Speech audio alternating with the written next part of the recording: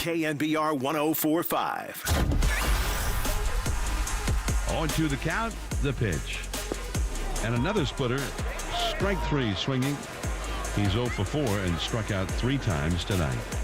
8-1 the final. The Nationals beat the Giants. Bummer, dude. Yeah, it was a bummer out here at Oracle Park as we welcome you in. It is John Dickinson in the bunker from Oracle Park here. Nationals beat the Giants 8-1. Blake Snell's debut, a thud, unfortunately, as he goes just 3 innings, gives up 3 earned runs, does strike out 5, but the walks and the wildness ultimately do Blake Snell in. Only 3 innings and the better than 25,000 on hand, I think, leave a little bit disappointed in the much-anticipated debut for Blake Snell. Giants did jump out to the early 1-0 lead after an inning and trying to build off the vibes of a couple of late-inning wins against the Padres on Friday and Sunday, but to no avail. The Nationals continue their strange dominance over the Giants as they win this one. 8-1 is the final. So 808 KNBR is the number to give us a call or shoot us a text here. It is SportsPhone KNBR here on eSports Leader, 415-808-5627. The Golden State Lumber and Building Materials text line is open there. You can shoot us a text. Already got a couple of people online ready to talk about this one. And if you want to react to Blake Snell's first start, I think you saw a lot of the good. And I think, even for a guy that is the reigning Cy Young winner in the National League, I think you saw what occasionally can plague him, which is a little bit of erraticness with falling behind to hitters and walking hitters and having some traffic on the bases that obviously he's been dominant enough and has good enough stuff to be able to work his way through to the tune of being a Cy Young winner a couple of times in his career. But all in all, he did look a little bit rusty, did look a little bit shaky, couldn't quite find the zone. 72 pitches, 39 strikes, just not enough strikes for Blake Snell in this one. And right off the bat there in that second inning, falling behind and walks coming back to score and just creating traffic on the bases where bad things can happen. That's exactly what happened to Snell in the second inning. Strikeout in that inning, then a couple of walks, then a base hit, scores a run, stolen base, leading to an infield hit for an RBI, and then the pickoff, which should have resulted in an out, ended up resulting in a double steal and another run. But if those runners are not on base via the free pass, a couple of them there, then maybe the Giants don't find themselves in that particular situation. Infield hit then brings in a third run, and all told, it was a painful 33-pitch second inning after 26 pitches in the first inning for Snell. He was sitting there at 59 after a couple of innings there, and the Giants found themselves down 3-1. The first 7 batters for Snell, all 3-ball counts. All 3-ball counts. First 5 batters, all full counts for Blake Snell. Again, did strike out 5, faced 14 hitters in this one. And, back to the drawing board. He shakes it off. And, again, that's part of, I think, for the Giants, the cost of doing business with the timing of when they were able to get Blake Snell to agree to come to San Francisco after he had been waiting and negotiating and trying to find what he hoped obviously would be a much longer term deal with a lot more potential money attached to it.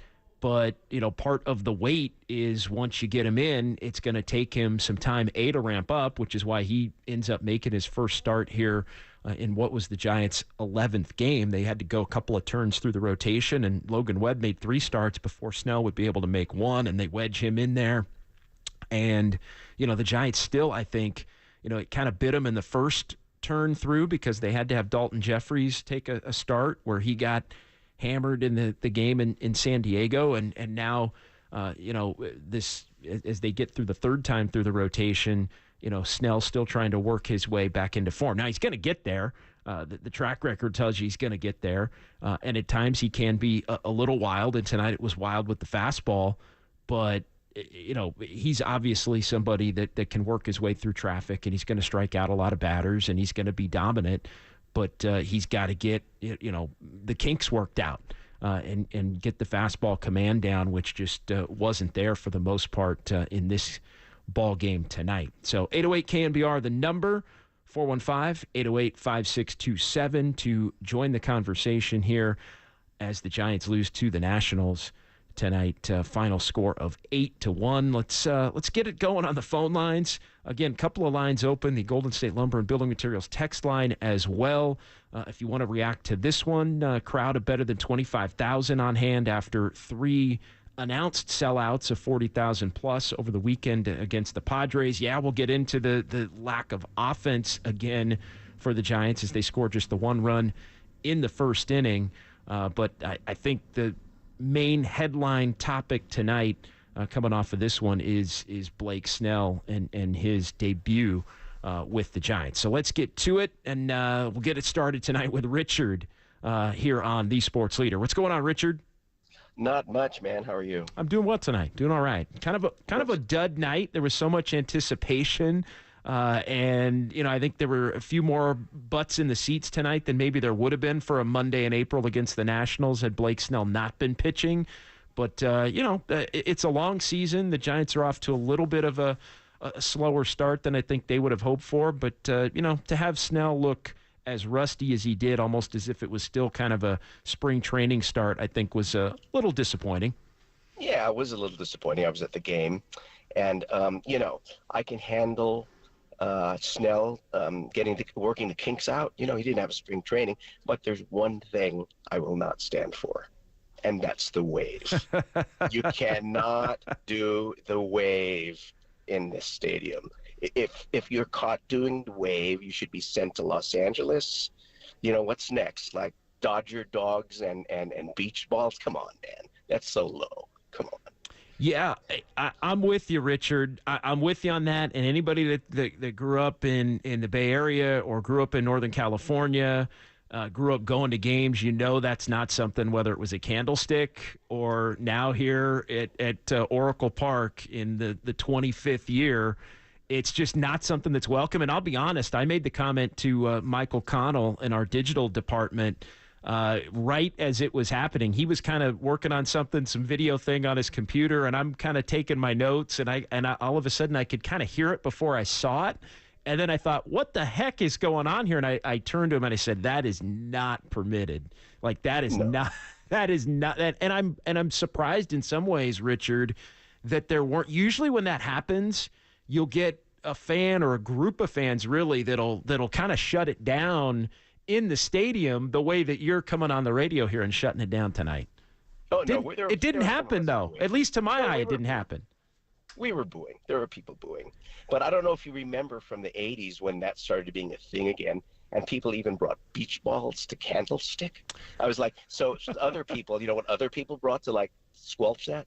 They brought, blow-up dolls and threw that around. So, anyway, no more wave, man. I can handle a bad team. I can't handle the wave. Yeah, I'm with you. No more wave. And thanks for the call. Yeah, the 80s are probably a little young for me. I am a child of the 80s, but I don't visibly remember beach balls at Candlestick in the 80s from my time going as a kid. But yeah, thanks, Richard. Appreciate it. Yeah, no more wave. That was kind of a womp on what was really a womp kind of a night, unfortunately, for the Giants. 808 KNBR, let's get back to the phones here, and we'll keep it moving with Rose in Santa Clara. Rose is next here on SportsPhone KNBR here on a Monday night from Oracle Park. Hey, Rose.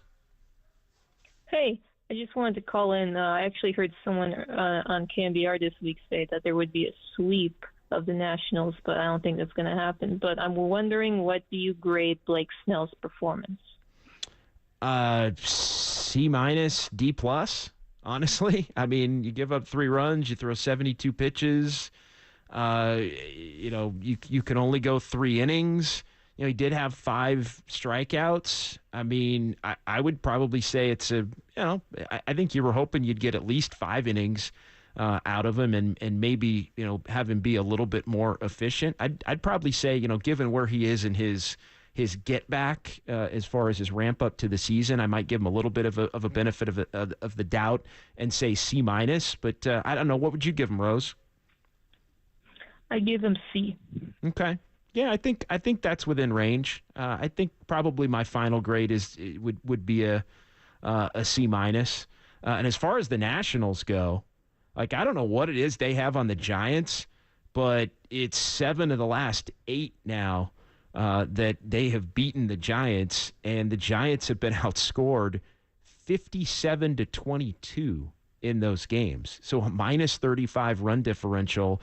And, I think that's part of the reason why, for me, tonight is a disappointment. We know Blake Snell's going to figure it out, and Blake Snell's going to be great, and the Giants are going to have as elite a 1-2 punch as there is in the major leagues as far as the top of their pitching staff goes once both of those guys are in lockstep. And Jordan Hicks has been tremendous. Kyle Harrison's looked really good. Alex Cobb is going to be coming back at some point.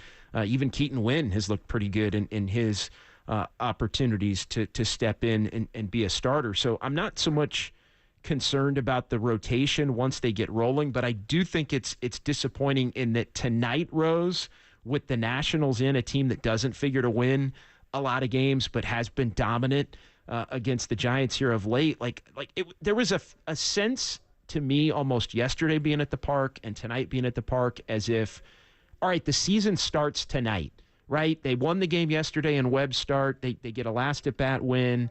And then, tonight it was supposed to be Snell, going back-to-back with Logan Webb for the first time. And you're not playing the Padres or the Dodgers anymore. It's the Nationals who figure to lose a lot of games this season. And it's a time to build momentum off of taking 2 of 3 against the Padres.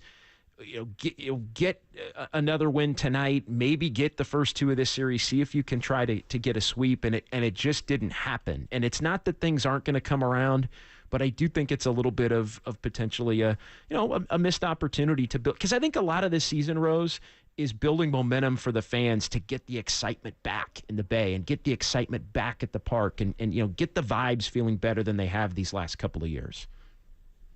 I agree. And we can't go easy on the Giants. Thanks for taking my call. Yeah, thanks, Rose. Appreciate it. Rose checking in here. 808 KNBR is the number. It's John Dickinson here from the bunker at Oracle Park. Rough night for the Giants as Blake Snell gives up 3 in 3 innings. The walks, some of the wildness do him in as the Giants now dip to 4-7 the first 11 games. Couple of more to go against the Nats tomorrow night and Wednesday afternoon.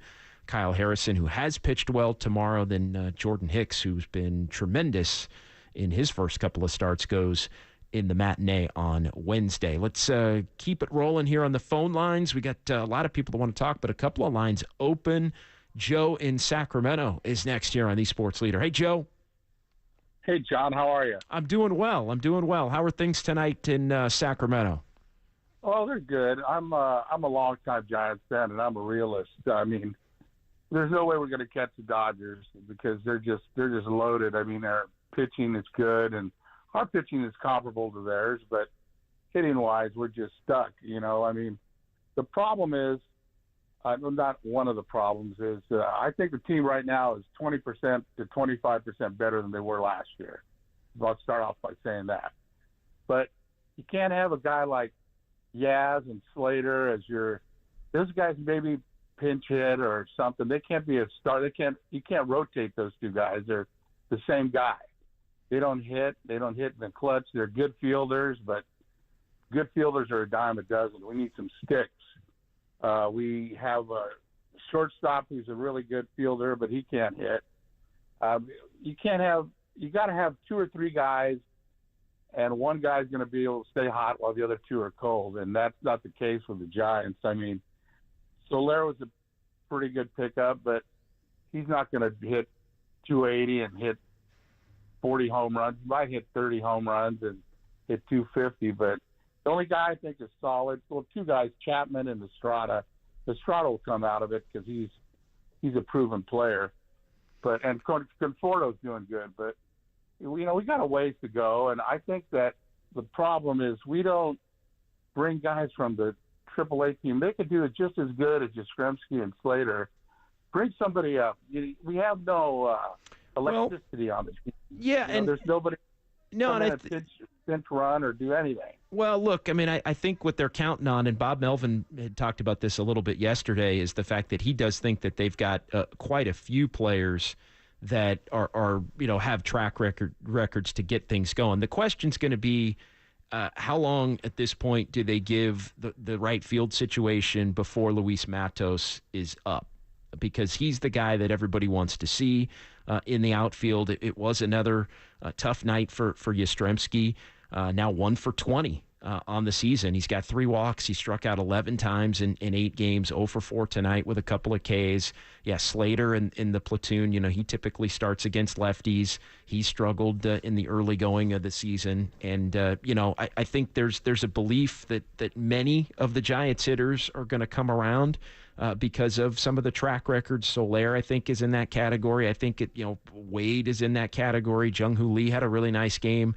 But I think the other thing that they're counting on, and look, this is what they're saying, and you're free to disagree, and that's fair. They've hit the ball harder than any team in the majors coming into the game tonight, and the highest hard hit rate, and their belief is, if they keep hitting the ball hard, the numbers are going to come. Now, the unfortunate part of it is it really hasn't, there hasn't been a lot of loud contact on the homestand, and this team has not been scoring runs on the homestand, which I think is problematic. 3-0-3, and now just the 1 run tonight. So, you look at that, that's what, 7 runs in 4 games. Like, that's not going to do it. And, so we'll see. I think Yaz is going to be a question. How long do they give him before looking to maybe do something a little bit different there? It's probably a little too early still, but Matos is on the way. Like, Luis Matos is somebody that the Giants are going to have up here, I think, at some point sooner than later, Joe. Well, I agree with you, but, there's the thing about, even, all right, leave Yaz, let him get in there, but even Slater, we've had him for 6 years or so. He's what I call, he's not a AAA ball player, but he's not a pro either. He's a 4A ball player. Well, I'm going to disagree with you on that. I'm going to disagree with you a little bit on that, Joe. I think Slater's been a guy who's crushed left-handed pitching throughout the course of his career. He's not necessarily an everyday player, but he's crushed left-handed pitching. And when they went to the platoon system, a lot in the 21 year when they, won over 100, won 107 and all of that, he was, crushing lefties. And, sometimes guys go through weird years. And thanks for the call, Joe. Appreciate it. We'll keep it moving. We do have some other people that want to talk here tonight.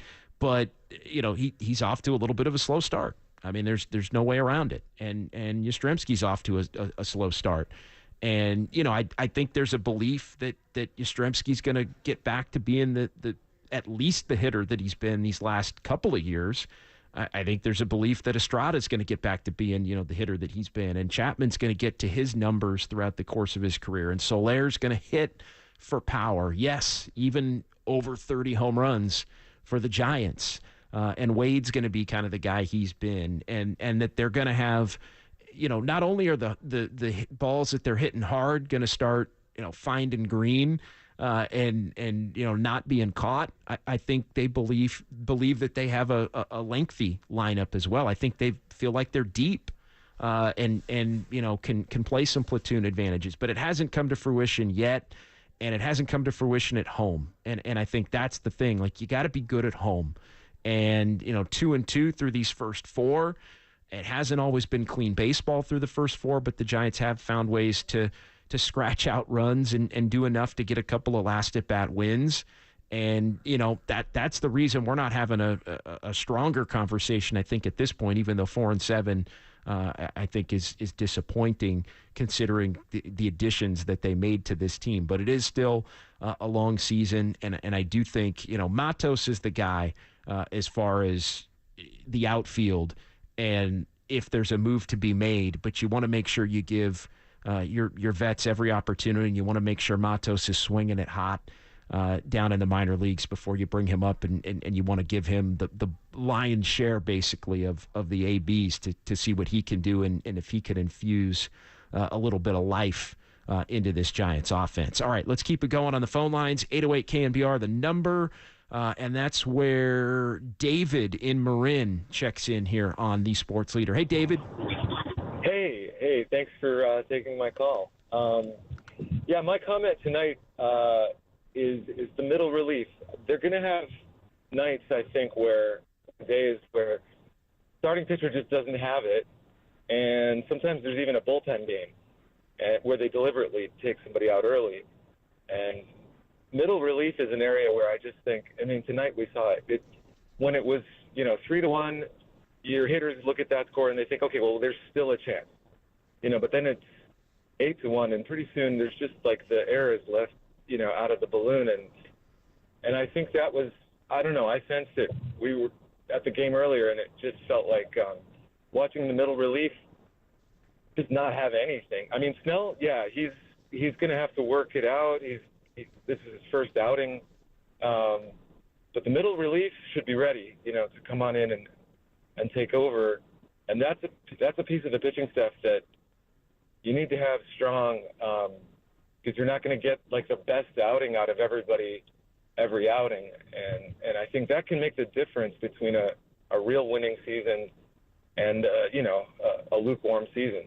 So I hope we see some better middle relief pitching. It's not the coolest part of a pitching staff. Doesn't get a lot of attention. Well, it's important, though. I think it's important. I think it's really important. It gets you to your closer. It gets your hitters excited if they still see, 2-run gap, a 3-run gap between you and who you're playing. They think they can get that gap filled with some runs. But if you're looking at a 7-run deficit in the 8th or 9th inning, you're starting to see the seagulls circling at the ballpark. It's not an easy thing to do. Anyway, that's my comment for tonight. Yeah, no, thank you. Appreciate the call, David. I think it's a good point. And yeah, this game, ultimately for the Giants, it's the 5th inning, right? It's the 3 runs that Snell gives up in the second, but then it's the 5th inning. And right now the middle portion of the game is in flux for the Giants. Eric Miller comes in, has a good 4th inning, gives up a walk after recording an out in the 5th inning, and then they go to Landon Roop, and Roop gives up a home run right there. And then it's trouble, and then Roop gives up another one. Nationals add another one, and then it's 6-1. And then you're thinking, okay, if you don't start answering back real quickly, then it's going to be a long night. And that's basically what it turned into. And then the Nats able to, continue to add on and, a couple more in the top of the 9th inning there. But that's a part of this team that is going to be important. Although I think the Giants are hoping once they get their starting pitching in order, and once it is Logan Webb and Blake Snell and Hicks and Harrison and Alex Cobb, I think they're hoping that they're going to be less dependent maybe on middle relief because the starters are so good than maybe some other teams are. But right now, given the fact that they don't have Cobb, given the fact that they're still trying to get Snell up to where he needs to be, unfortunately, the middle relief's a little bit vulnerable. And, they love Doval and they love Tyler Rogers at the back end, and Taylor Rogers is pretty good, and Ryan Walker's been solid. I think they were expecting big things from Luke Jackson before he had a rough outing on opening day and then ended up getting hurt. I think they like the setup and closer, back end of the bullpen stuff. I think they're still trying to figure out the Eric Millers and the Avilas, and Kai Tang was pretty good up until the 9th inning. It helping to keep things where they were, and Landon Roop. So that's where I do think there are some question marks. And maybe Keaton Wynn ends up in a role like that once Cobb comes back and everybody's fully accounted for. And I think he could help in a role like that, given the stuff that he has, and he's pitched pretty well in some of these starting opportunities that he's had here to begin the season. But make no mistake, the mid relief is something that they're trying to figure out. And I think the Giants by the end of this thing are going to have a pretty good bullpen, but it isn't where it needs to be at this point in time. Don in San Francisco is next here. It is SportsPhone KNBR following the Giants' 8-1 loss to the Nationals. Don, you're on with JD here from Oracle Park on the Sports Leader. What's going on, Don? okay. It's okay. I'm just much concerned. I'm concerned about the Giants hitting route. About scoring runs. I know they won these 2 games here. By nail biter. So I'm just worried about the hitting now. That's what I'm concerned about. Yeah, and runners in scoring position has been the other real problematic situation.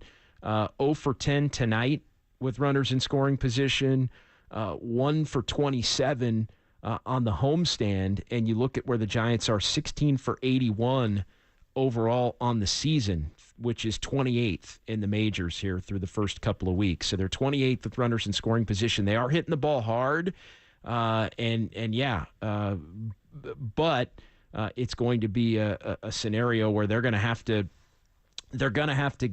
not waste leadoff hits as they did tonight as well. That's the other thing tonight. Part of the story of this one is they were trying to get back into the game. Bottom of the third, leadoff Jung-Hoo Lee double, wasted.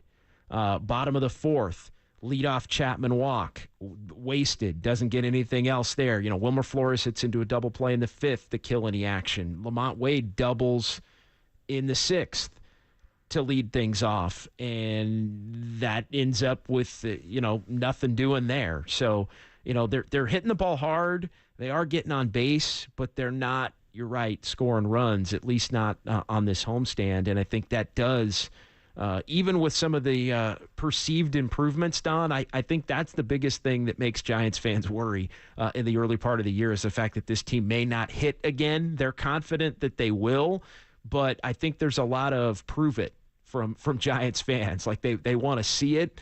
And I think because there's been so many teams over the last really decade that have struggled to hit and struggled with runners in scoring position for the most part, that it does unfortunately start to be, even 11 games in, a little bit of a here we go again kind of a vibe.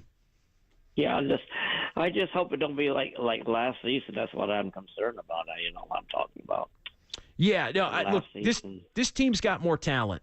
Now, look, this team should be better than last year's team. Like, point blank, end of story. Like, if this team doesn't win more games than last year's team, then, I mean, look out as far as, the kinds of changes that potentially could be made. But, no, this team is more talented on paper, Don. And I think they're, trusting that some of the guys that they've picked up are gonna, have it come around. And, I think that's part of, again, why tonight is so disappointing, is the fact that, tonight felt a little bit, and look, they could come back and win the next 2 games of the series and score a bunch of runs, and by Wednesday afternoon, everybody's feeling a lot better about where things are at. But I think there was some sense of, yesterday with Logan Webb going, Blake Snell going, the Nationals coming in, you're not facing the Padres or the Dodgers anymore, that it was kind of go time. And to see the night that is almost bookmarked as go time be an 8-1 loss with a 1 for 10 or 0 for 10 with runners in scoring position, I think that's the kind of thing that makes people start to gulp a little bit. Okay, thanks a lot. Thanks, Don. Great call. Appreciate it. 808 KNBR is the number. We do have a couple of lines open if you want to join the conversation. A lot of people on the Golden State Lumber and Building Materials text line as well. We'll get to some text messages. We are live on YouTube and Twitch. Appreciate those of you that are choosing to consume tonight's SportsPhone KNBR show from Oracle Park. It is John Dickinson. We're keeping this thing going all the way until midnight here tonight, following a tough one for the Giants before the crowd of better than 25,000. I was curious, and we'll get into it coming up here. 25,582. I thought it was a pretty good sign over the weekend. The Giants had sellouts in all 3 games. I think that was an indicator that people are starting to get excited, at least willing to give this team a chance, given some of the improvements that have been made in terms of the talent level. And I think Snell's a big part of it. And I was interested to see how it was going to manifest itself on the old Monday night against the Nationals, which used to be Monday night at Candlestick against the Expos. Although, yeah, the Expos were, formerly the Nationals were formerly the Expos, going back in history there. So but Blake Snell was pitching tonight, and so I think that gave the crowd a little bit of a bump tonight, otherwise what it would have been. But I think, 36,000 through the first 4 games in terms of an average, that's a number the Giants would love to be able to get between now and the end of the regular season. But again, one thing that I'm going to say about this team, it's going to take a minute, I think. They're getting a little benefit of the doubt in terms of fans wanting to see this team, but I think there is a little bit of an urgency while they believe that they're going to be pretty good over the long haul to kind of show everybody what they've got and get the excitement building around the city to get people coming to the ballpark and get people more juiced than they've been here over the last couple of years where it's been so blasé. And then, the 2021 year was amazing, but you got to remember it wasn't even full crowds even allowed until like the middle of that season. And then it was COVID before that. And then you go back before that and it's, 2019, in a blink. So it's been a while since there's been a true buzz in a non-COVID type of environment surrounding this Giants team. And I think they're hopeful that they've got the team that's going to, bring people out and get them excited. But tonight, unfortunate in the debut of Blake Snell. All right, let's keep it going with Goose next here on the phone lines. Goose is on the Sports Leader. Hey, Goose. Hi. What's going on, Goose? Thanks for taking my call. You got it. I was just at the game, and you know what? I had a great time. I didn't expect for all my friends to be there, and the seats were empty behind home plate and the view reserved, and we all got to sit next to each other. And, when did the Giants ever get on a hot streak in the beginning of the season? Ever since I've been watching, they've always gotten to a slow start. And you have to remember Blake Snell, he didn't pitch a single inning in spring training. So everyone just has to remember that it's going to take some time for him to warm up. And all these new guys that we just signed, imagine walking into Oracle Park.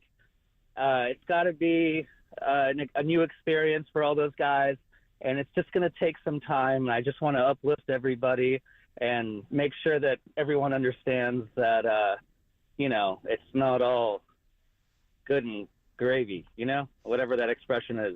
Yeah, no, I look, I get it, and thank you. Appreciate the call. I'm glad you had a good time. A lot of people had a good time. The vibes are great over the weekend. I mean, there's no doubt the vibes are great coming into the game tonight. Then, look, you never know. I mean, one game in every series sometimes is a dud, but you still have a good time if you come out to the ballpark and, you root for your team and you enjoy it and you hope for the best. But, again, the Giants believe that they are, I think significantly better. I think they believe they're significantly better than they were a year ago. But yes, I do also think that they believe they're built for the long haul. And, let's see what happens when they get their starting pitching in order.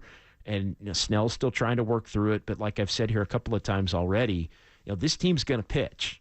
This team is going to pitch. And, they may end up having one of the best, if not the best, 5-man rotations. I think that in baseball, they got to fix the middle relief. They got to start hitting with runners in scoring position. They still haven't hit a homer at home, even though, as we pointed out, they are, at least coming into tonight, they had the highest hard hit rate in the majors in terms of, that should translate into more runs if they keep it up.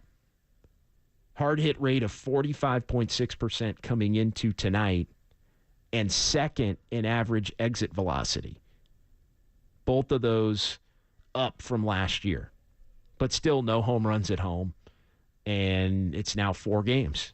And you look up and they've won a couple of games with 3. And they also have a 0 and a 1 mixed in there through the first 4. So 808 KNBR, if you want to continue to react to this one, what did you think of Snell? Not too worried about him over the course of the long haul. Obviously, the bats have got to get going. We'll get into some of the attendance numbers from the first 4 games because I do think there's something to be told there. It's John Dickinson here in the bunker at Oracle Park. Giants lose to the Nats. 8-1 is the final. KNBR 104.5 and 680, the Sports Leader.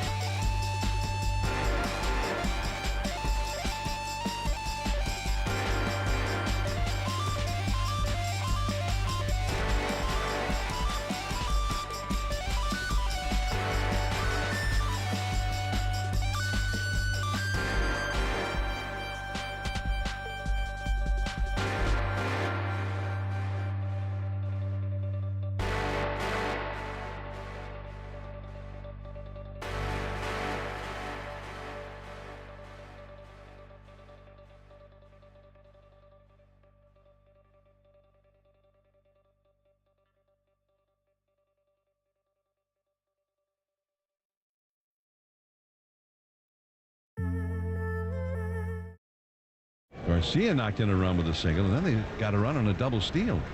Here's a swinging strike 3 on a big curveball. And the inning is over. 3 up, 3 down. Best inning of the game for Blake Snell so far. First inning, got behind some guys, but came back and strikes guys out like he typically does. And then, walked a few guys. They gave a couple hits, made him throw a lot of pitches, and 75 was about what we were looking to get out of him today. So at least he's off and running. We've not a great game for us all the way around, but we knew it would probably be a shorter outing of him today. This is SportsPhone KNBR. Dial the digits or send us a text at 415-808-KNBR. We're streaming on YouTube all damn day at KNBR 1045. All right, Nationals beat the Giants 8-1. It's John Dickinson back here at Oracle Park. 808 KNBR, the number, 415-808-5627.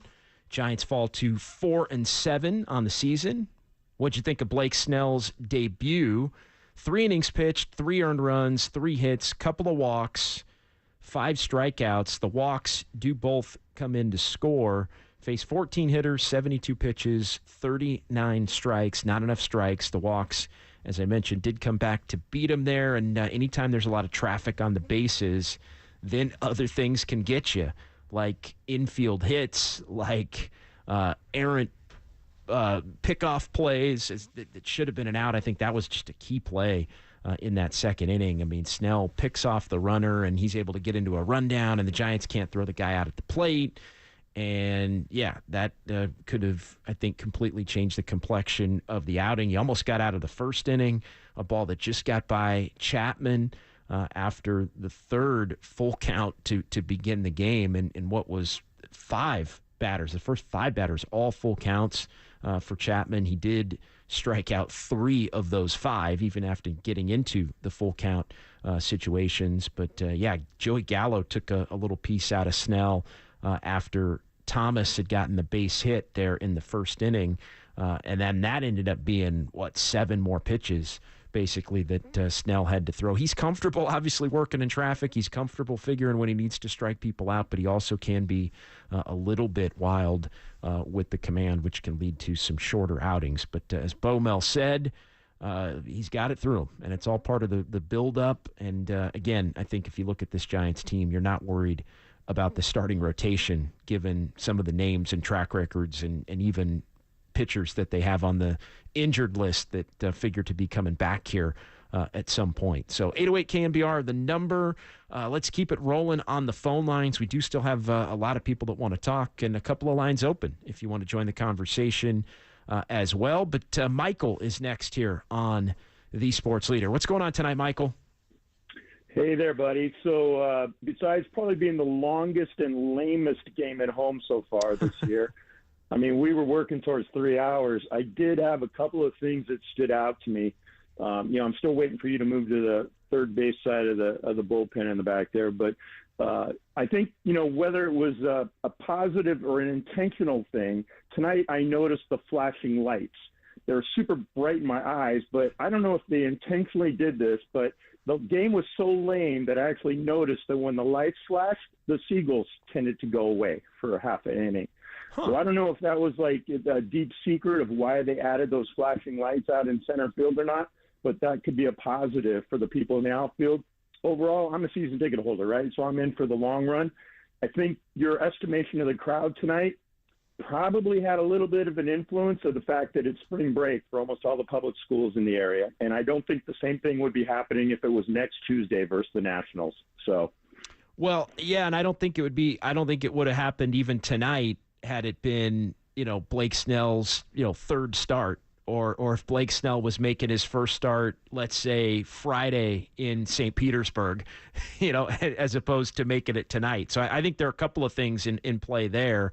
And so, yeah, we'll see. I mean, I think, the Monday, Tuesday night crowds, it's going to be interesting. Great crowds, obviously, over the weekend. It's the opening series. All of those things you mentioned, I think, are definitely in play here tonight. And, I'm interested to see what it looks like tomorrow, for Kyle Harrison even.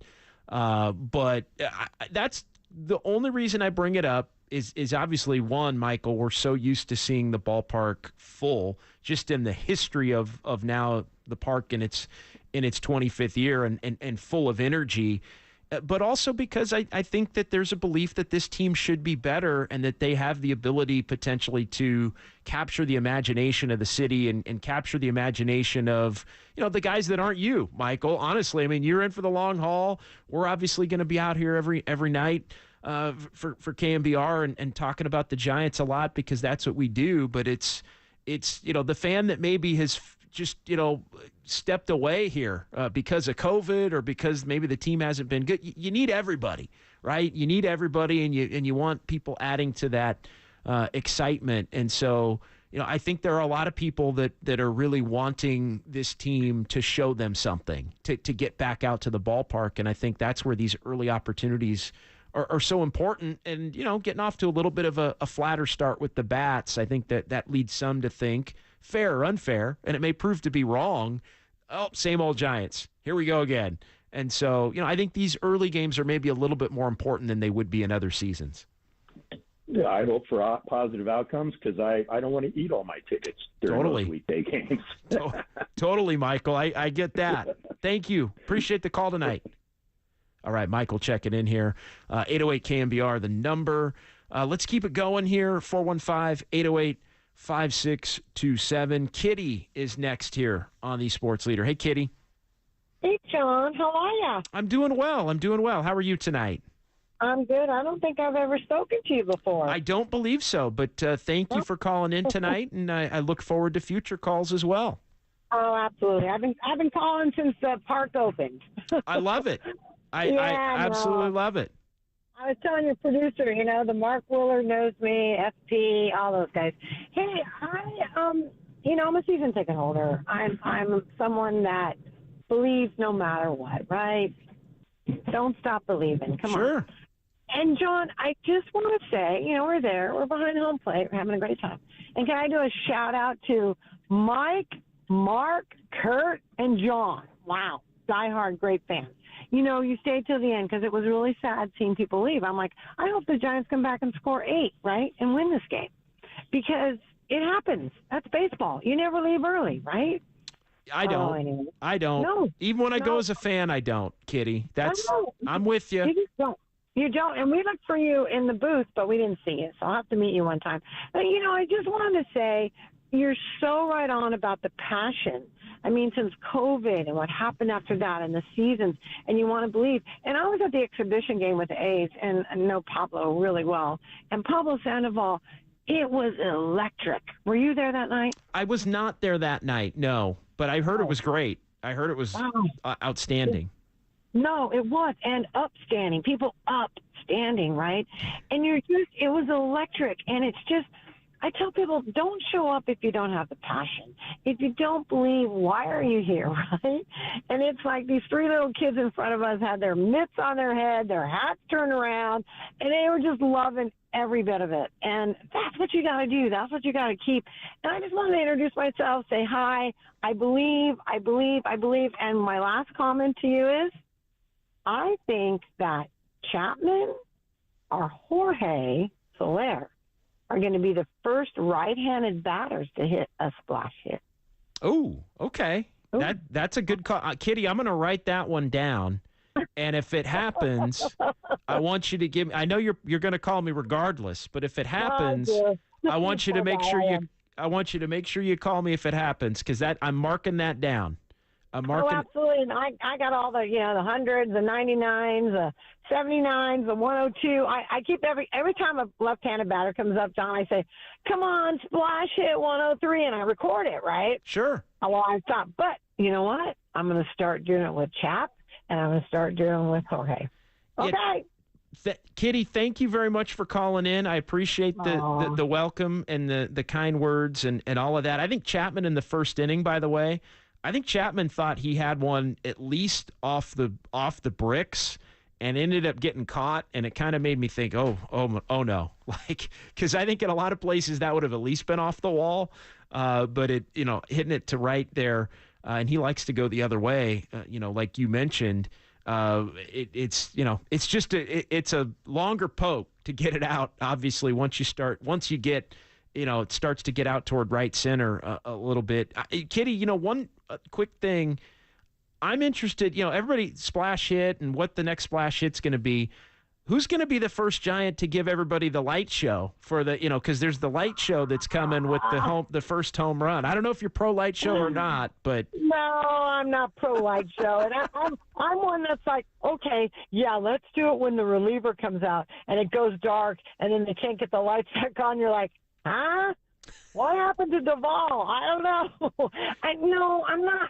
That's kind of basketball-ish for me. I get it, but it's baseball for me. But I do want to ask you. Sure. Because I love what Kruk and Kipe say, and I'm sorry if I'm taking all your time. No. Go ahead, Kitty. Yeah, we'll go to lunch sometime. I own a business in San Francisco. I'll take you to lunch. Okay. So I love how Kruk and Kipe used to say to Brandon Belt all the time. He got oracled. Yeah, right? I think Chapman may have got oracled a little bit in the first inning. No, I know, and didn't Soler the other night too? Because I've been to all the games. I'm not going to be tomorrow, but I'll be back on Thursday, so I'll call you Thursday. But no, it's interesting. And even though they've moved it in a little bit, it's still Oracle Park, isn't it? It is. It's still well, and there was something weird going on with the wind too that one year in 2021, and the screen in the back, and there weren't fans here, and they were hitting more balls out in that year, and then it hasn't quite been the same the last couple of years, and all of that. But Kitty, thank you so much. All right, I got you marked down as right-handed hitter going into the Cove, and I've also got you marked down as an unofficial no. On actually an official no on the light show. I think the light show is going to become quite a spark debate once it actually happens for the first time. Thanks, Kitty. You're delightful. I'm so glad we got to chat, and stay awesome, and I'll talk to you on Thursday. All right, I appreciate that, and all of my predecessors that you mentioned are great guys, and I respect the heck out of them, and happy to be carrying on here the tradition of those before me on SportsPhone here following these Giants games. Thanks, Kitty. All right, bye, John. Appreciate it. 808 KNBR 415-808-5627 as the Giants lose to the Nats tonight 8-1. What did you think of Blake Snell's first game? The Bats are not really off to a great start as far as the home games go, but it comes down to runners in scoring position. And again, I'm more concerned about the offense than the pitching or anything like that, although the middle relief I do think is a little bit concerning. But, this team's got to bounce back, and I think they will. Again, when you pitch, you're in every game, you're going to have opportunities to get on streaks. And I think, this team is built for the long haul, but until they go out and prove it, I think there are still going to be a lot of Giants fans that are going to be thinking of this thing as, same old Giants. Can't hit. No pop. No thump. Adam is next here on the Sports Leader. Hey, Adam. Hey, how's it going, man? I'm good, man. What's on your mind tonight? Just first trip to Oracle this year. Every year we're out to so many games. One thing I did notice, the energy was up. Blake Snell, I was excited. This is why I came to this one. It's just great vibes, great anything, despite an 8-1 loss. I think, I spoke to Larry Bear tonight, sat in the field club. Great energy from him, very nice guy. Talked to Blake Snell's family down there, very great people. They're in it for the long haul. I think I'm very impressed, one thing, with Kaiwei Tang. He ate up some innings in the later half of the game, ate up some innings for us, and, allowed us to save some arms. Roop had a little bit of a rough one there, but I think these guys are going to figure it out. I mean, we got to get it out of the way eventually, you know what I mean? This team's going to get hot. I mean, Soler, Chapman, Lee, once one gets hot, they're all going to get hot, and I think I'm ready for that light show. I was looking for a Soler power tonight, but I'm excited. Once this rotation gets going, I'm not losing hope. 4-7, but we're gonna find this thing. Yeah, 4-7, and the hope I think for Giants fans is that it's 6-7 come Wednesday, and it's a couple of series wins at home, and then you go on the road and you see where you're at as you start to get the full rotation back in order. So Adam, your pro light show, your one pro light show. Man, I had a pro light show.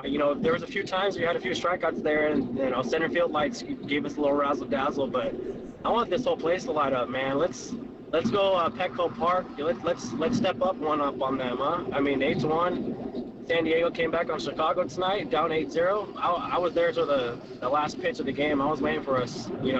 Never stop believing. Adam, appreciate it, man. Thank you so much for chiming in and all the kind words. And I got it down. I'm keeping tabs, man. We've got one anti-light show. We got one pro-light show. Maybe I will do this unofficial poll after all. Oh, yeah, let's do it, man. Pro-light show all the way. Thanks, brother. Appreciate it. Adam checking in here on the Sports Leader. 808 KNBR is the number. It is John Dickinson here at Oracle Park. Rough one for the Giants as they dipped to 4-7 on the season. Nats beat them 8-1. We will hear coming up from Bob Melvin in the 11 o'clock hour. We will hear from Blake Snell coming up in the 11 o'clock hour as well. And a little bit from Patrick Bailey on this one in Blake Snell's first outing. And, kind of all over the place, but he showed he's just comfortable pitching. If he gets behind in the count, he has the ability to bounce back. Can't remember the last time I saw 5 batters to start a game all go full counts. That's exactly what Blake Snell did in this one, but he struck out 3 of the 5 batters. First 7 batters, all 3-ball counts in this one, but looked like he'd escape it on about 18, 19 pitches in the first inning, and then the base hit got by Chapman from Thomas. But then he strikes out Gallo. 26-pitch first inning for Snell. Second inning, he fell behind again. He got the strikeout, though. And then a couple of walks, base hit, scored a run, stolen base, infield hit, scores a second run, and then the pickoff and the double steal ends up bringing in another. And it all added up to a 33-pitch and kind of a tough watch, kind of an agonizing 33-pitch second inning and sitting at 59. And at that point, we all kind of knew it was going to be somewhere in the 70s as far as the official pitch count, limit. I think he had seen about 75 pitches basically in the simulated game that they had him throw down at Dodger Stadium. And so sitting on 59 after 2, at that point, it was pretty clear that he was probably only going to go 3, and you hope that he could go 3, but settled in the third, much better third inning, couple of strikeouts, boom, boom. He got Thomas and Gallo, and then the 3-up, 3-down inning, 13 pitches there, and looked much more in rhythm as his night was done at 72 pitches. Nice night for Jung-Hoo Lee. Jung-Hoo Lee with the double in the third inning. Jung-Hoo Lee also making plays with his arm and making plays defensively in this one. And, Jung-Hoo Lee getting the job done as throwing out a runner trying to go from first to third there. And, in the top of the 8th, it was Vargas trying to go first to third on a single, and Jung-Hoo Lee charging it and hitting Chapman for the 8-5 put out there at third base. And he hits the ball hard. I know he'd been, hitting it on the ground a little bit, and some more line drives tonight from Jung-Hoo Lee, and, single, double, walk. He's going to be somebody that's going to be making some things happen. I know Michael Conforto out of the lineup tonight.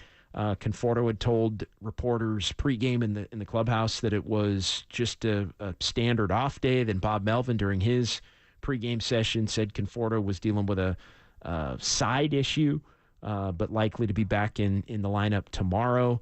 And then, Conforto didn't have to come up and pinch hit in this one. So you're hoping, Conforto's been the Giants' hottest hitter throughout the early part of the season. So you're hoping that he can be somebody that, can get back in there. They need him. And he's, been the cleanup hitter here over the course of the last couple of games here. And, somebody that I think the Giants are obviously hoping for a big-time bounce-back year from him. And when you have a deep lineup It's having, Jung-Hoo Lee hitting line drives. It's having Wilmer Flores, who's somebody that may not start every game, but can be a regular player if you've got somebody, out, as Conforto was. Lamont Wade doing his get-on-base thing. The power's got to come for Soler. Soler's looked a little in between, I think. A little bit late on the fastball, a little bit out in front on some of the breaking balls, and just not quite having his timing to this point early on in the season. Chapman's been, for the most part, hitting the ball hard, and then Yastrzemski. I mean, that's the big one. How long are they going to give Yastrzemski, who started the year now 1 for 20 with 3 walks and 11 strikeouts, in and out that first weekend with the paternity leave, and an 0 for 4 tonight with a couple of Ks. Again, I thought his at-bats were better over the weekend, but again, it all becomes a question of, Luis Matos and when they decide to give him an opportunity. I know Giants fans are really anxious to get to see Matos have a little bit of an opportunity to be able to see what he can do potentially as an everyday player. And unfortunately, the Giants, no matter who's been in right field, whether it's been Yastrzemski or Slater or even Wade a little bit, there just hasn't been a lot of production from the right field spot for the Giants here through the first 11 games of the season. All right, let's go ahead and pause here. We'll come back. We do have a couple of lines open. 808 KNBR is the number. We'll hear from Bob Melvin. We'll hear from Blake Snell. We will hear from Patrick Bailey, and we'll also get to some texts on the Golden State Lumber and Building Materials text line. Nats beat the Giants 8-1.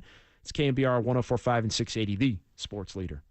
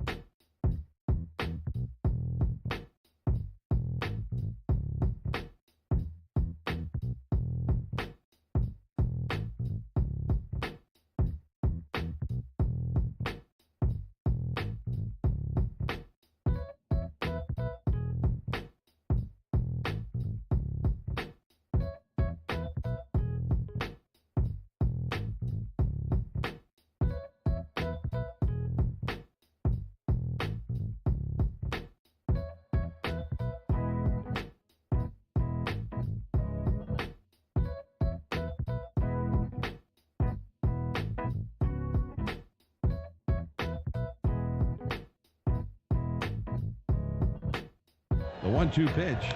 Ground ball toward the middle and through. Base hit. Coming around second, digging for third. Here comes the throw to third. The tag by Chapman, and he's out. Jung-Hoo Lee charged that ball aggressively, almost like an infielder charging a bunt. And he made a good throw accurately to third. And Chapman put the tag on Vargas. Sound off on the sports leader. SportsPhone KNBR keeps rolling right here and on the all-new KNBR app. All right, rolling along here from the bunker at Oracle Park. John Dickinson, Nationals beat the Giants 8-1. 808 KNBR, the number to give us a call or shoot us a text here, 415-808-5627. As the Giants fall to 4-7. Blake Snell's debut. Still working through it. Felt kind of like a spring training start, to be honest. When you look at the 72 pitches in 3 innings and working a bunch of 3-ball counts and full counts and able to figure it out. He was clearly amped. I think you could tell there. The fastball was up a lot early. And so I think he was feeling it, and the crowd was good. The crowds have been good into the game, all 4 of the games, and just I think waiting with anticipation. I mean, that's sort of been the vibe that I've had over the first 4 games here. Is like, Giants fans are ready for some good things to start happening, and I think they do believe for the most part that it's coming, and this team has the potential to be able to do it. And I think, there was the anticipation of, hey, this is a new look team. This team's got some more talent. And if anything, aside from a couple of grinder comeback wins in the late innings, I think, it's been a little disappointing that there hasn't been a little bit more fireworks and sharp play and things like that. Now, Logan Webb was terrific yesterday, getting out of jams and keeping his team in the game. And one thing the Giants have been doing is forcing some errors from some other teams. They did that in the first inning tonight as well, with the Lamont Wade hustle double on the bloop to left against the outfield defense. He stretches it into a double, ball gets away, Giants score a run. Giants have been really good at that. Soler, basically kind of forcing an error yesterday that allowed the Giants to win the game. So I think there's been a lot of anticipation for big things and this new look Giants team and this improved Giants team. And, aside from some of the late inning stuff in the 2 games that they won, Friday and Sunday, it hasn't quite been there. At least offensively, with a 3 and a shutout and a 3. Now, it's great that you win the 2 games, that you get 3. But then tonight, again, they get shut down and can't take advantage of some leadoff base runners in this one tonight after they got down 3-1. Then it ends up 6-1, and you're thinking, all right, are they going to be able to come back there? And then kind of went quietly into the night there in the 7th and the 8th, and basically in the 9th inning as well, aside from the Tyra Estrada base hit before the final out. So, yeah, 0 for 10 with runners in scoring position tonight. Tough on the homestand. Again, fortunate to win twice with a couple of last AB wins. No home runs at home for the Giants this season. And then kind of the other question is, how long are they going to give Mike Yastrzemski, who's now 1 for 20 with 3 walks and 11 strikeouts in the first 8 games, 0 for 4 tonight. A couple of strikeouts again. As we mentioned earlier, I thought his ABs had been better over the weekend. But, at some point, the numbers have got to start being there. Otherwise, and I think, a lot of Giants fans are already clamoring for Luis Matos to get his opportunity. But that time's coming. And I think the screams from the fan base are only going to get louder as far as Matos and all of that goes. But again, missed opportunity as well with Snell and Logan Webb and being at home, and now you're playing the Nationals, who've continued to just own the Giants. That's crazy to think.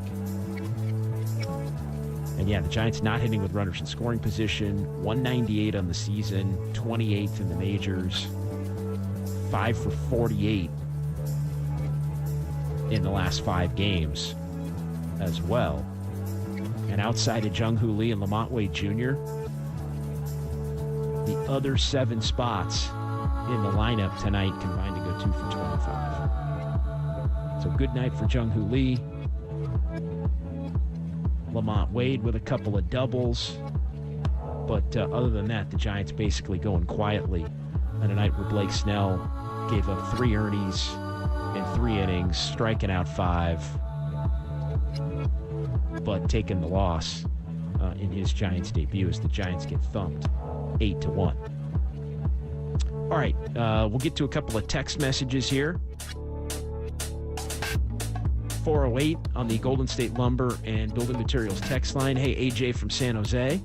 Have you talked about Patrick Bailey yet? His defense has been shaky, a lot of drop balls that could have been called strikes. I was at the game and left disappointed. Yeah, there's been a throwing error. There's been pass ball. There's been some wild pitches. There's been, it definitely has been something not discussed tonight, but it has been noted in watching the first 11 games. And it's made the note card to the point where it's something to definitely continue to keep an eye toward, because, he's supposed to be big-time elite defensively. 415, hating on the Wave is just curmudgeonly. You guys should lighten up. Maybe the team would relax a bit and play better. I swear the Wave happened a lot at Candlestick. Maybe I'm wrong. I don't remember it at Candlestick. And I remember when it did, if it ever did happen, it was snuffed out quickly. Like, it never made it full go. Again, it's all in good fun. Hating on the Wave is I think, it's a rite of passage, I think, for a lot of people. So, yeah. As far as the team, the vibes have been excellent these first 4 games. As far as the team, being relaxed and all of that. But, yeah, the 707 was right next to the section where the fan threw something onto the field. The entire bleacher section booed and chanted for the guy to get kicked out. He was a Giants fan. All the Giants fans were still chanting. We definitely wanted him out. Well, yeah, you can't be throwing stuff on the field.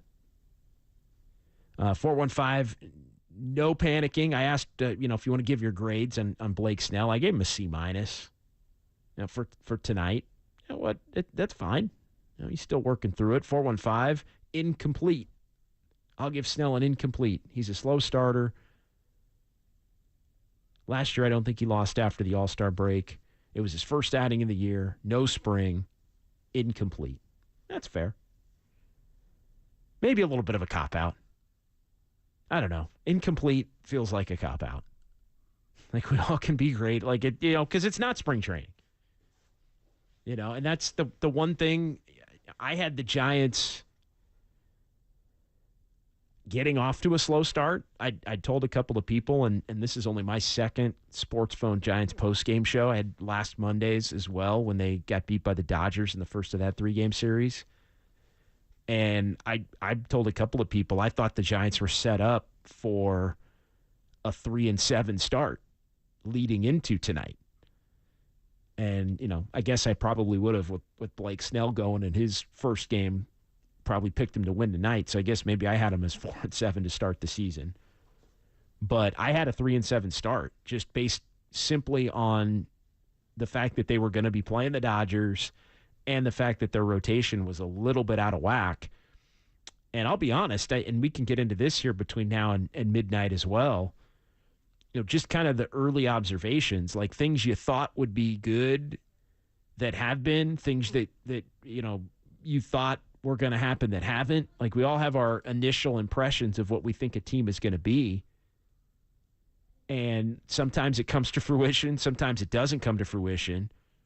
But part of the reason I thought this team was going to get off to a slow start was just the rotation not being whole. And, them having to start Dalton Jeffries like they did because Snell wasn't going to be ready to go. And you didn't know what you were going to get from Keaton Winn, who actually I thought pitched pretty well in his 2 starts. And, I was more in the prove it mode on, Jordan Hicks becoming a starter. Jordan Hicks has been awesome. Kyle Harrison and having his spring translate into the regular season as somebody that's still a rookie trying to figure it out. And he's been really good to this point for the most part. So I thought the starting pitching might struggle a little bit more than it has even to this point. Like, I more viewed this team big picture and, hey, I want to see what it looks like with Webb, Snell, Cobb, then maybe Hicks and Harrison is like your 4 or your 5, with Hicks being your other, and maybe Keaton Winn going to the bullpen. That's when I think this team, if they can get that going, and then, maybe Robbie Ray down the line, who's got a Cy Young in his back pocket. But, again, that's much farther down the line. But I thought, playing the Dodgers, back into the rotation, to start the Dodger series, end the Padres series, to begin the year, the first 4 games of the year, I thought that would set them up and that they were going to need to hit in some, non-hitter friendly ballparks against some pretty good pitching, especially going up against the Dodgers. So the Dodgers throttled them. I thought the Giants looked pretty good the first series of the year against the Padres, and they eked out a couple of late inning wins over the weekend. But, this team, I don't know. I just didn't think hot start for this team. But I do think this team is built for the long haul. And they're built to get hot. And they're built to take advantage of, when other teams that maybe aren't quite as deep are going up against them in June and July and August. And when you have the pitching that this team should have day in, day out, that gives you opportunities to get on streaks. That gives you opportunities to sweep series. If you can continue to have good at-bats and start to have some of the hard hit rate and some of the ball off the bat velocity start to translate into actual hits on the field. And start having some balls get and go over the wall a little bit. So I'm still optimistic about this team despite the 4-7 start. But tonight, turned into being ugly. They got to figure out the middle relief. I agree with the caller earlier that said, that's a tough part of this roster. But I think they like the back end of the pen and they love the starters. And it's just a matter of figuring out the offense and the runners in scoring position. I think hitting for more pop. I think the Giants believe that they're going to have a team that's going to hit some home runs. And that hasn't exactly come to fruition yet. So when you're not hitting the ball out of the ballpark and you're not hitting with runners in scoring position, then you get what we've seen here over the last 4 games. And what we've seen in a number of other games to boot. 559, continuing the wave conversation. The wave absolutely happened a lot at Candlestick. I'm just saying I don't remember it. It's been 25 years since they played at Candlestick. And I went to a lot of games at Candlestick. But I was a kid, so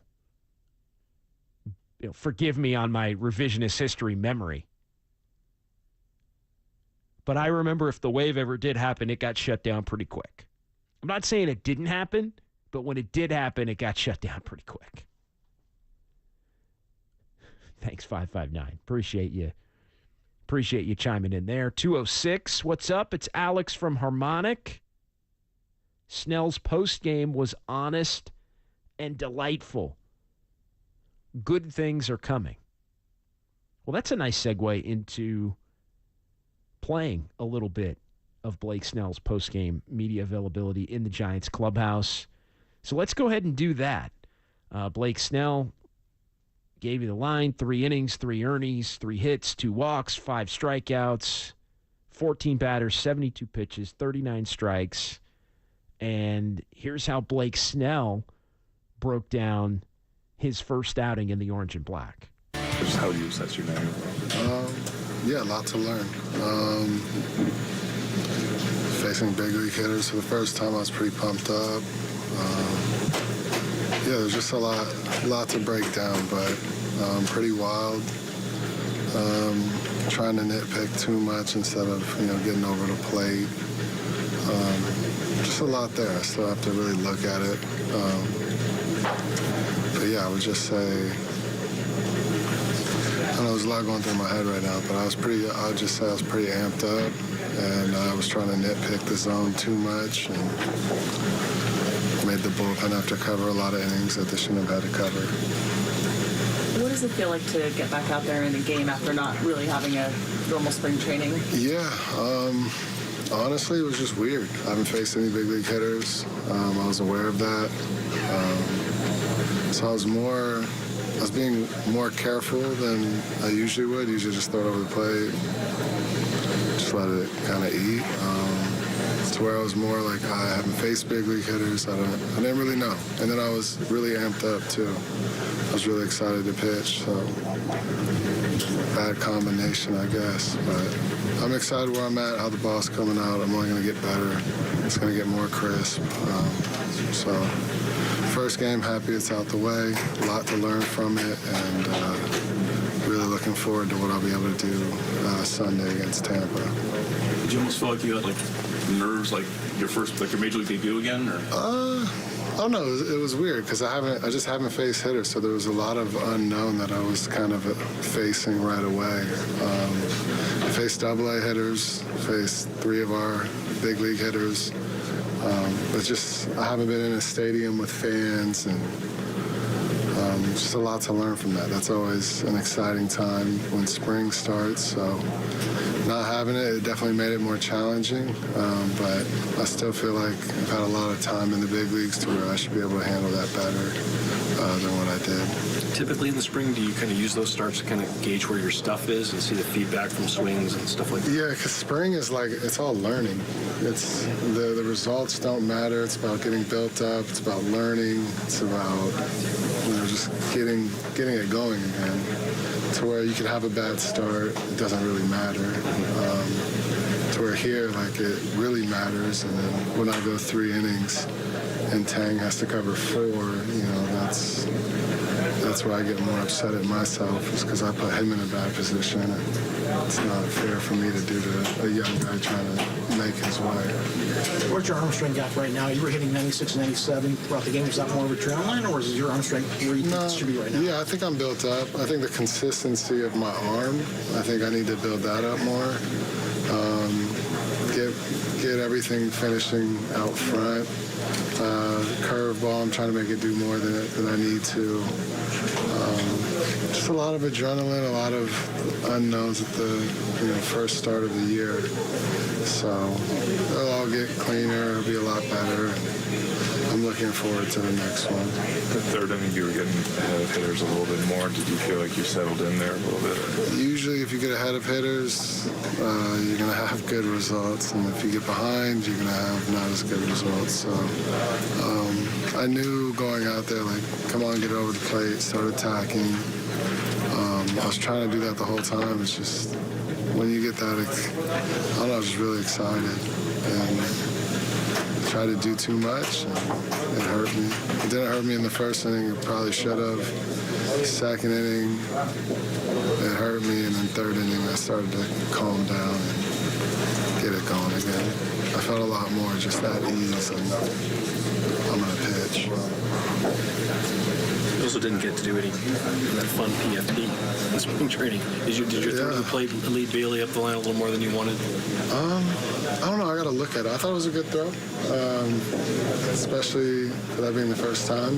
I felt like I saw the runner and what he was doing, so I knew like when I had time to get it home. And I thought I did a good job. But I'll watch video. I'll go break everything down, figure it out, and get ready for the next one.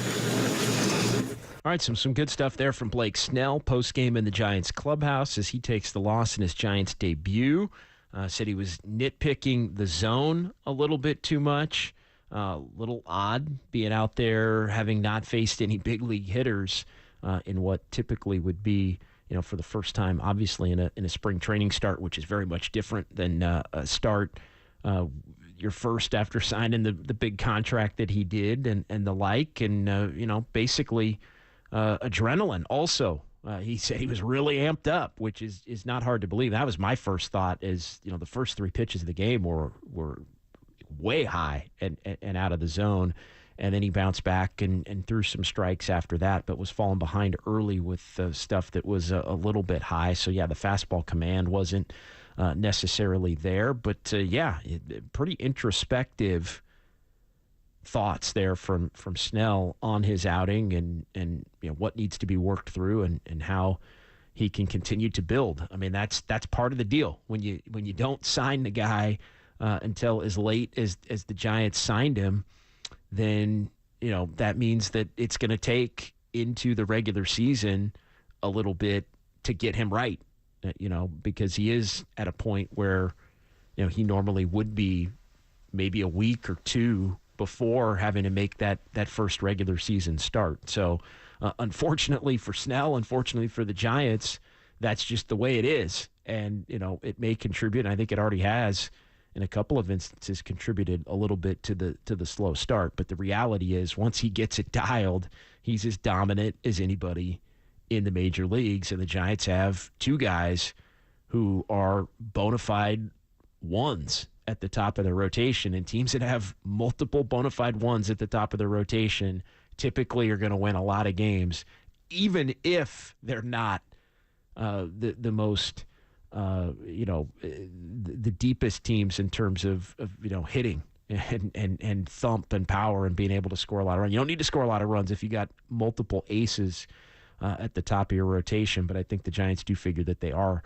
going to be able to score a lot of runs as well. All right, I want to sneak in a call, and then we got some text messages coming back. 808 KNBR is the number as well. Let's get Mike in Newbury Park, who's next here on the Sports Leader before we pause. What's going on, Mike? It's Gary in Newbury Park. That's okay. Gary. Okay, you got it, Gary. You were talking about Mike Yastrzemski earlier. You say you don't know how much more time they're going to give him. JD, I don't think they should give him any more time. I heard John Miller during the broadcast say that everybody knows he's going to start hitting. He hasn't hit for the last 3 years. The last 3 years he's hit 233, 214, and 224. How much more time you got to give the guy? Spring training, he hit 180. He opens up the season, he's 050, 11 strikeouts and 20 times up. You send down Meckler and Matos. Meckler hit 370 and Matos hit over 300. It's really not fair to guys like that, in my opinion. Where am I going wrong?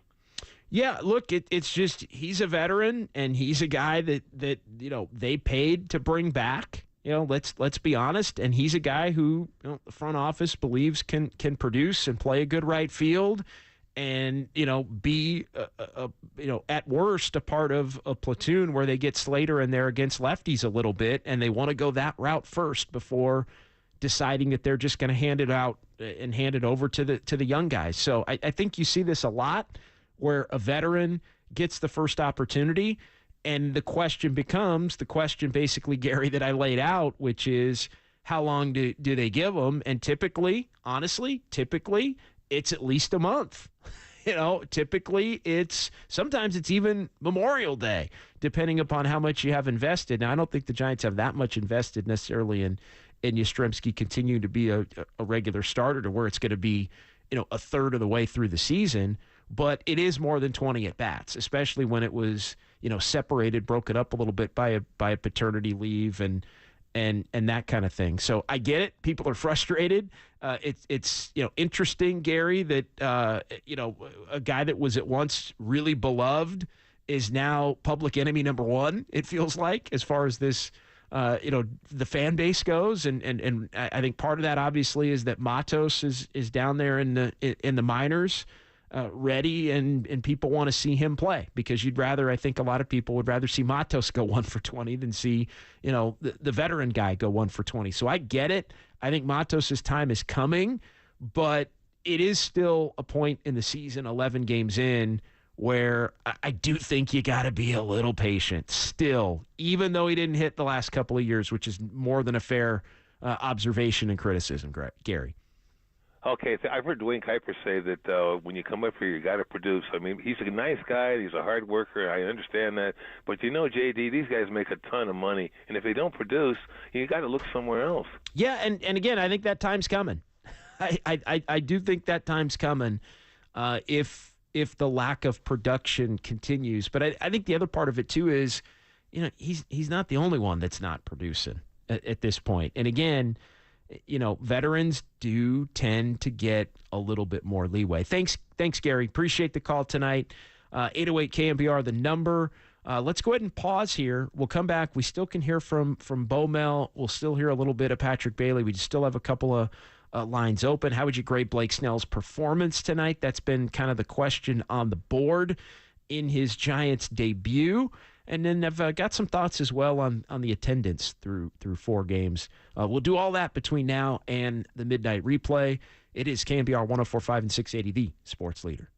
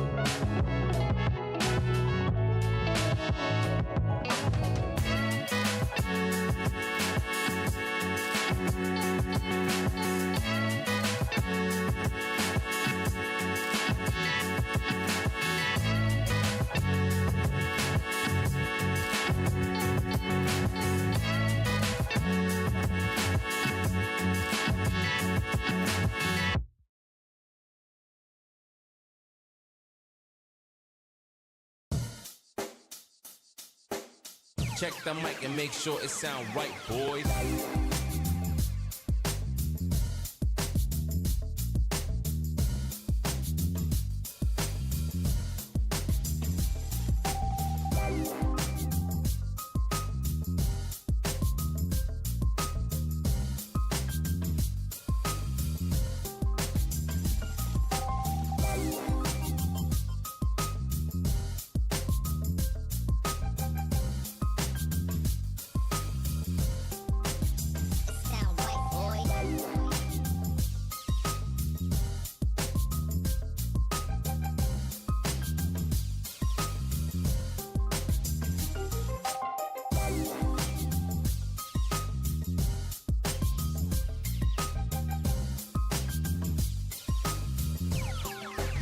It sound right, boys.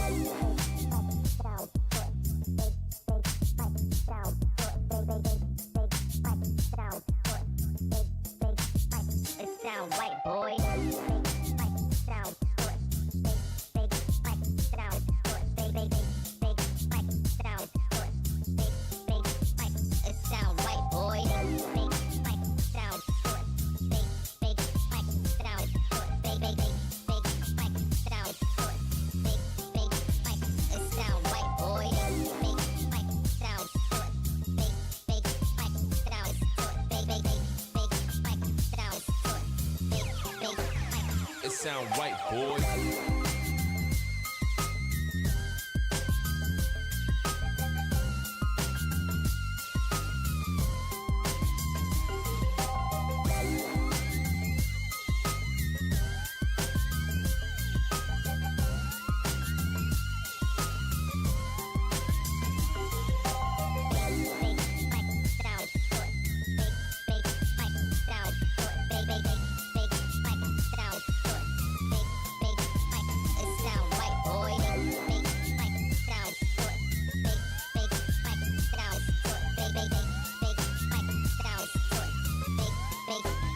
It sound right, boy.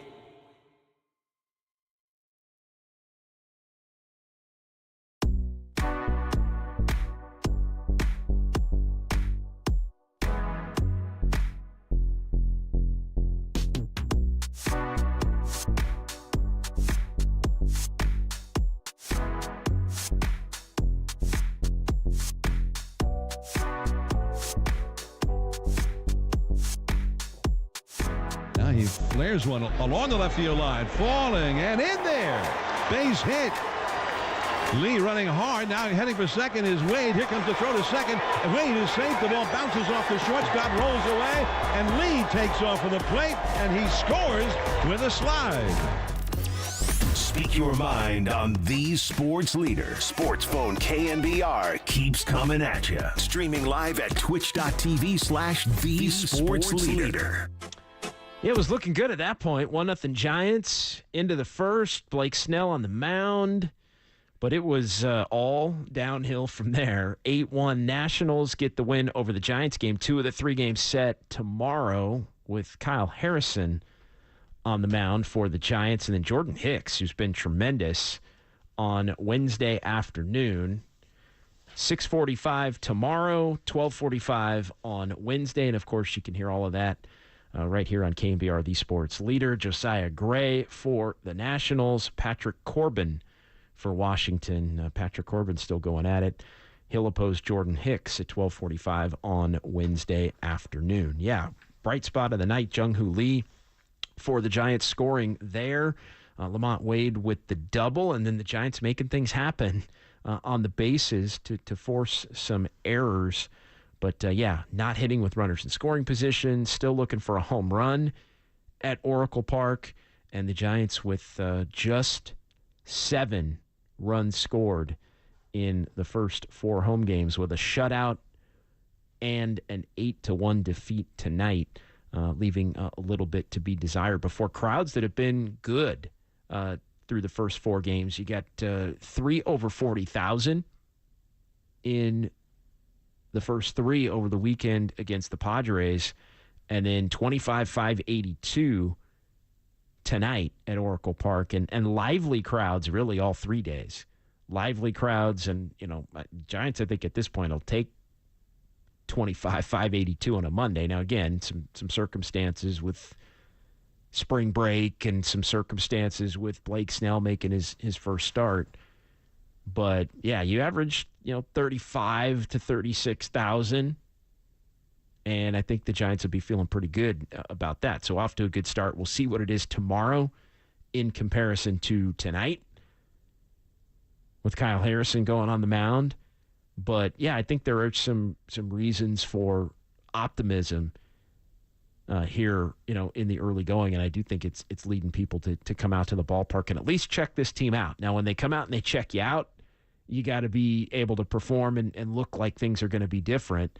And offensively, it really hasn't looked that way to this point, despite the fact, and we've pointed this out a couple of times, that coming into play tonight, the Giants are hitting the ball harder than any team in the majors. Highest hard hit rate in the majors before tonight. And, at some point,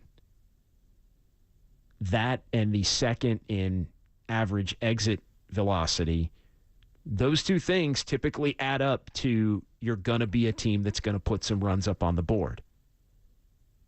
But still looking for that first home run at home. We'll see if it comes tomorrow here on KNBR. All right, 808 KNBR is the number, 415-808-5627.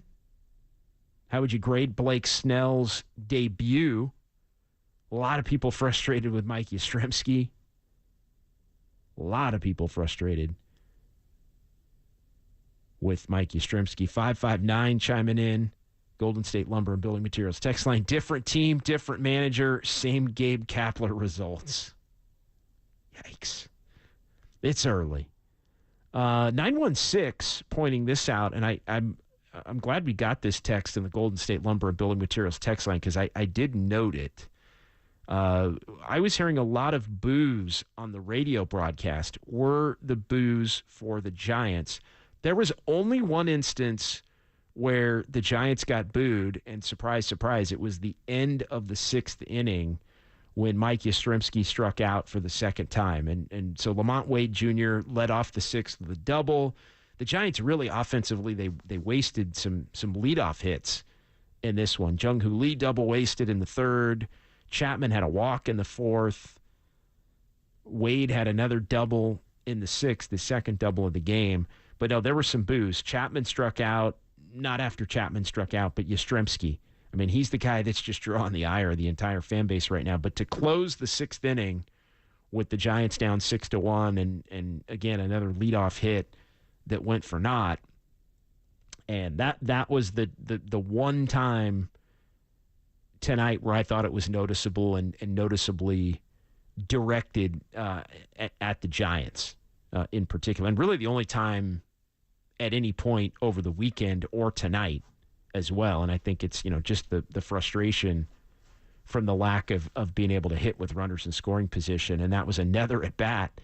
You look at all the at-bats with runners in scoring position, and they were 0 for 10 at that point with the Yastrzemski strikeout. Chapman, Soler, you had 3 straight ABs with a runner on second and nobody out, and it goes fly out to center, strikeout, boom, you're 0 for 10 right there with runners in scoring position.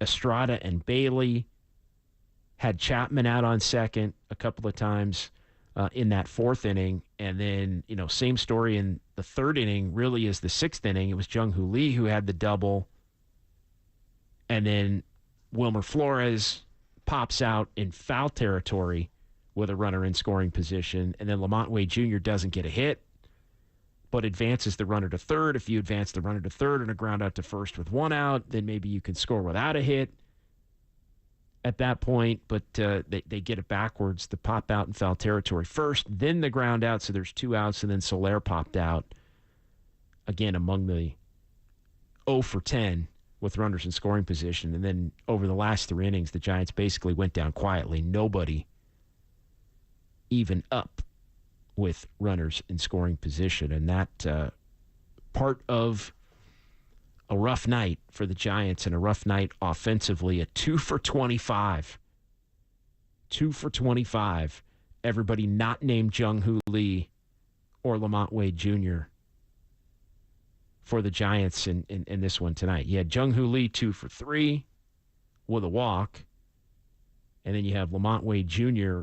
2 for 4 with a couple of doubles. And they get 4 of the 6 hits in a night where you get 6 hits. And everybody else 2 for 25. Third career multi-hit game, though, for Jung-Hoo Lee. First career double. First career outfield assist. And he was hitting line drives. I know Bob Melvin was talking before the game about the fact that maybe Jung-Hoo was getting a few on the ground. But the Giants are still feeling like the runs and the extra base hits and some of the thump is going to come. And Yastrzemski and Austin Slater and Tyra Estrada and even Chapman are going to, Soler,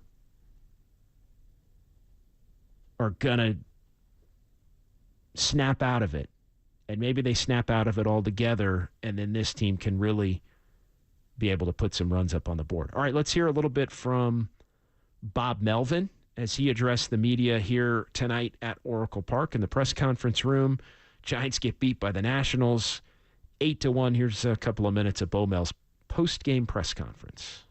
Obviously, Blake's pitch count got up pretty quickly, but what do you think about what he did overall, was able to do? You know, first inning, got behind some guys, but came back and strikes guys out like he typically does. And then, you know, walked a few guys. They gave a couple hits, made him throw a lot of pitches, and 75 was about what we were looking to get out of him today. So at least he's off and running. You know, we've not a great game for us all the way around. But we knew it would probably be a shorter outing of him today. Bob, considering he hasn't had a spring training, is this something we should expect in his next couple starts as well, since these are pretty much like spring training starts for Blake? Well, I mean, you can have good spring training starts, too. So I think more than anything, he needed to pitch in a game, you know, a big league game with the adrenaline and all that. So hopefully he can go a little bit farther in the next one. Bob, on the pickoff in the rundown, what do you want to see happen there? Well, I mean, you don't want to have to get it in the pitcher's hand, especially a left-handed pitcher that has to, you know, pivot and go throw back the other way. So you'd like to see it done in a throw or two, and that one went a little longer than we should have. And once Blake got in his hand, it was going to be tough for him to throw it out at the plate. And what are you seeing here offensively? Yeah, you know, for 10 with runners in scoring position, that's been our problem so far this year. You know, we've done some situationally things right, but if we're going to, you know, have big innings and score multiple runs in games where we're down like this, we're going to have to get big hits, and we haven't done that yet. Bob, how about your reliever Tang? Looked like he pitched pretty well. Maybe got a little tired there in that fourth inning. Yeah, he saved us. So, you know, once Miller comes out of the game, Rube comes into the game, pretty much the first time he's been touched up a little bit. Now we need some innings to cover, and even though he gave up a couple of runs, he saved us, and I thought he pitched well. Hi, Bob. First double and first assist for Jung-Hoo. What did you see from him tonight?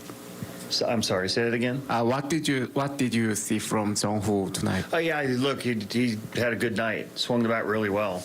You know, Drew Walk had a couple of hits, hit some balls hard, hit the ball, you know, all over the field. So that's what we've seen him do for quite some time now. Went through a little bit of a tough stretch, but swung the bat like we've seen him most of the spring and most of the season. Yeah, Jung-Hoo Lee performing tonight. One of the bright spots, as we've talked about a lot there. And again, you know, got to come up with some big hits. I think that's the key takeaway there from Bob Melvin in his post-game press conference. All right, 808 KNBR 415-808-5627. It's John Dickinson back in the bunker here at Oracle Park. Giants get beat by the Nats. We'll go ahead and pause here. We'll clean up some things in the YouTube chat. Appreciate those who have been watching throughout the course of the evening. And we'll get some text messages as well. Golden State Lumber and Building Materials text line as we get you closer to the midnight replay right here. KNBR 104.5 and 680, the sports leader.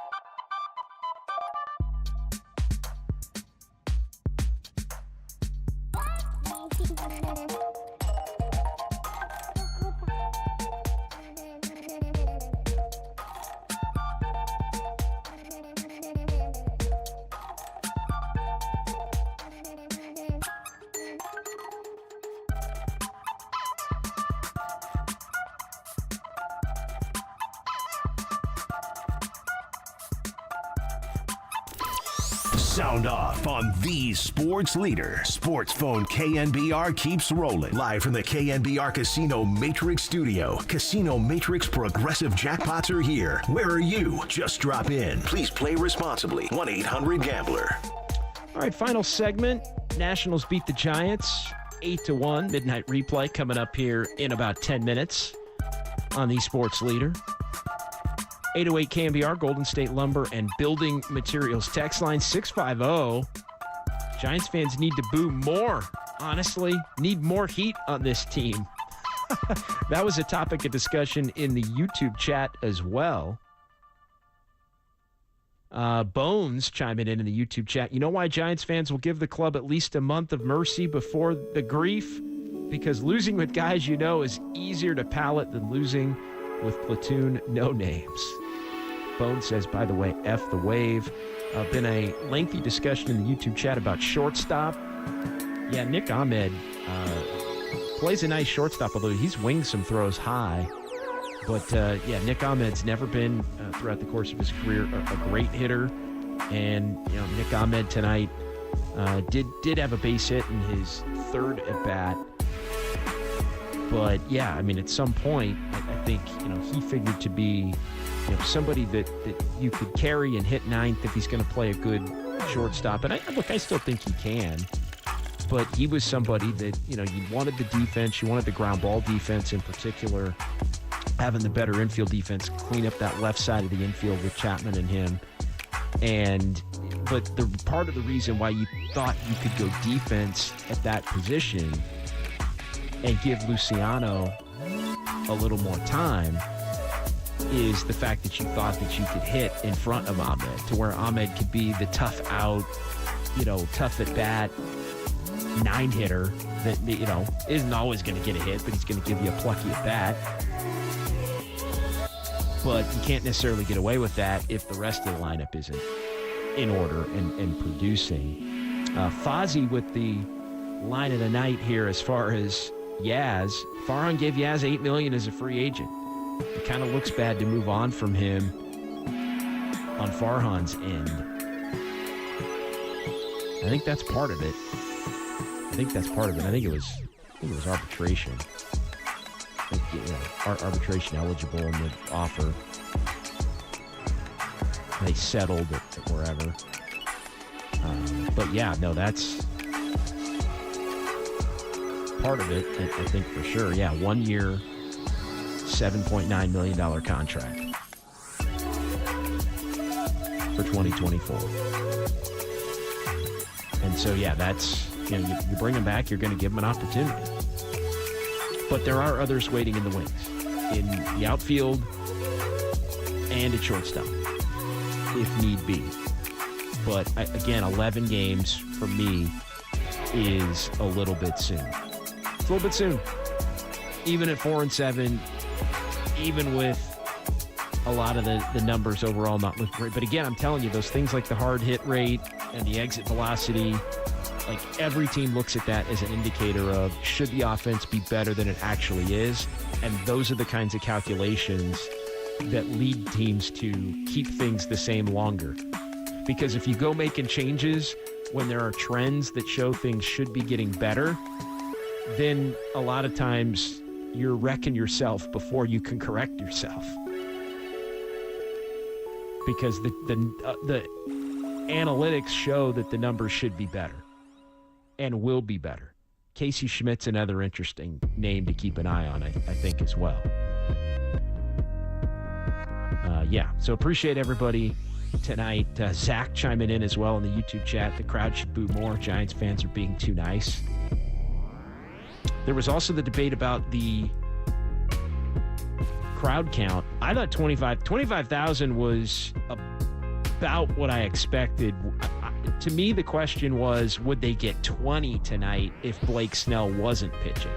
And I thought with Blake Snell pitching, they would definitely get over 20 and push 25, and they got to 25. Like, I didn't think it was, anything beyond 25. I thought 25 was kind of price of admission for the first Blake Snell game. Now, if Blake Snell wasn't pitching tonight, would it have been 19? Again, I don't know what their baseline season ticket number is. Every team's got that low number that it will not go beneath.